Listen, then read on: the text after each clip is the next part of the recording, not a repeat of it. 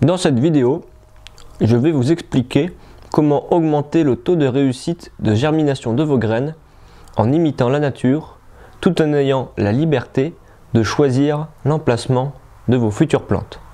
Oui, c'est possible. Bonjour à toutes, bonjour à tous, c'est Maxime et aujourd'hui je vais vous montrer comment faire germer des noix dans le but d'avoir mes propres plants adaptés à mon terrain et plus résistants aux événements climatiques.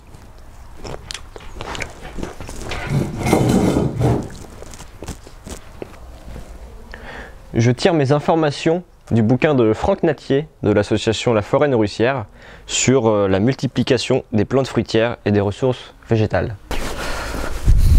Dans nos climats tempérés, les graines sont sujettes à la vernalisation, période d'humidité et de froid hivernal durant laquelle la température environne les 3 degrés, ce qui a pour effet de réveiller la germination des graines, autrement dit de lever leur dormance.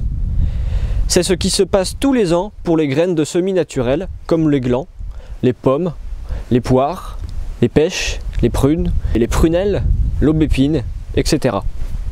Il existe 3 façons de vernaliser les graines. 1.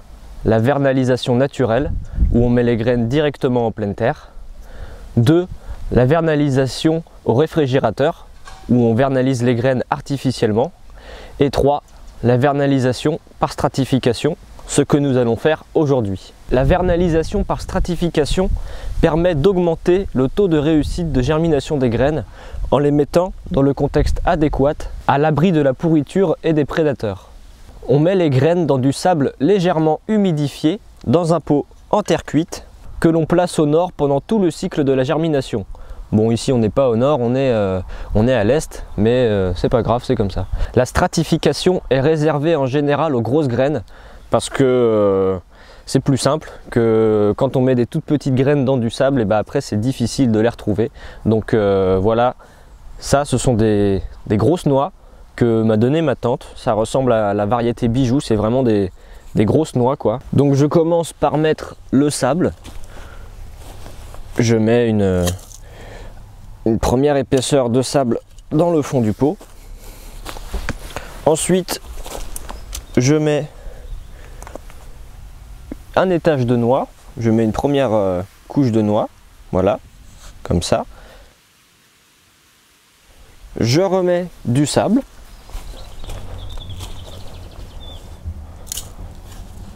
Et ainsi de suite, comme ça. Voilà. Donc là, vu la grandeur du pot, je vais mettre environ 5 ou 6 noix à chaque fois, pour éviter qu'elles soient trop denses, quoi, et qu'elles n'aient pas assez de place pour bien germer. Donc là je remets les autres noix, tac, je remets du sable,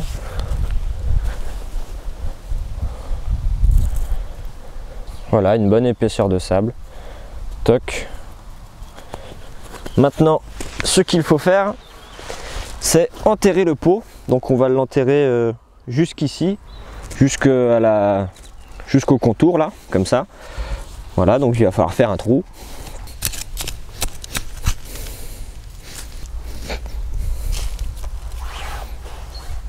Toc.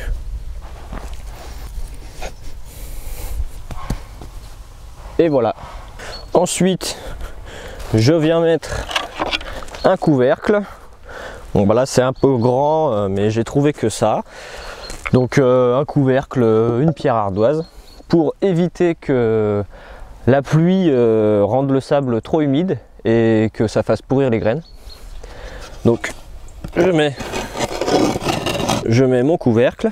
Le pot étant en terre cuite, l'humidité en fait va traverser le pot par capillarité, parce qu'en fait la terre cuite c'est poreux et puis la terre ça laisse circuler l'air, l'humidité, donc c'est parfait.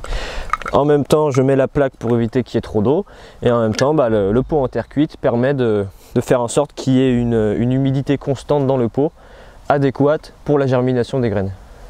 Et après pour ce qui concerne les pots, je sais qu'il y a des pots en terre cuite qui ont un gros trou dans le fond, donc c'est bien aussi de mettre un petit bout de morceau de pierre ardoise pour éviter que les rongeurs viennent manger les graines. Mais là en l'occurrence il y a 5 petits trous, gros comme mon doigt, donc il n'y a pas de chance qu'il il y a peu de chances que les rongeurs puissent rentrer. Donc c'est très bien comme ça. On va continuer, c'est parti.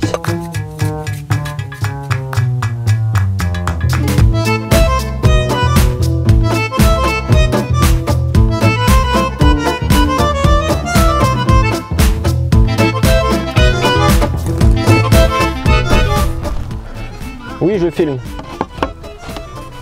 J'en ai pour 5 minutes, je dis un truc là. Et voilà. Donc une fois que les graines auront germé, on pourra les mettre à l'endroit désiré ou en pot, en pépinière, le temps de les faire grandir. Même si on connaît le cycle de germination des graines, comme là en l'occurrence les noix c'est à peu près 3 mois, et ben c'est important de vérifier régulièrement pour éviter de casser le germe au cas où il serait trop grand en le sortant du pot. La meilleure façon d'avoir un arbre résistant, c'est de le mettre directement en pleine terre et pas de le mettre en pépinière.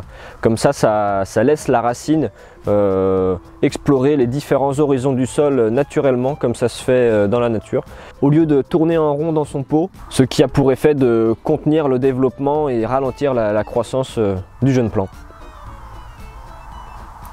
Voilà, j'espère que cette vidéo vous a plu.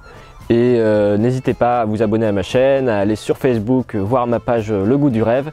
Et si ça vous dit, si la générosité vous en dit, de m'aider sur ma page Tipeee pour que je puisse continuer à faire des vidéos comme celle-ci. Voilà, bonne continuation à vous.